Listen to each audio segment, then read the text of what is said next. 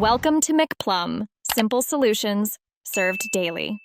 In this video, I will show you how to make chickpea paste. First, you'll want to prepare your chickpeas. Begin by rinsing about 1 cup of dried chickpeas very well under cold running water.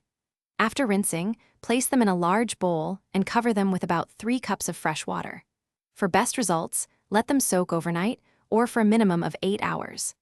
Adding just 1 teaspoon of baking soda to the soaking water can help achieve a wonderfully soft texture.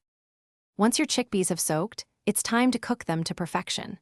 First, drain and rinse them thoroughly.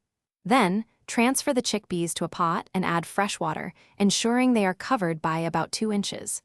Bring the water to a boil, then reduce the heat and simmer gently for 60 to 90 minutes. You'll know they are ready when they are incredibly tender and easily mashable. Don't forget to skim off any foam that appears. Now for the exciting part, blending your chickpeas into a smooth, creamy paste. First, drain the cooked chickpeas, but be sure to save about 1/2 cup of that cooking liquid. Transfer the chickpeas to a food processor. Add 2 tablespoons of tahini, 2 tablespoons of fresh lemon juice, 1 small clove of garlic, and a pinch of salt. Blend the mixture, gradually adding the reserved cooking liquid until you achieve your desired smooth consistency.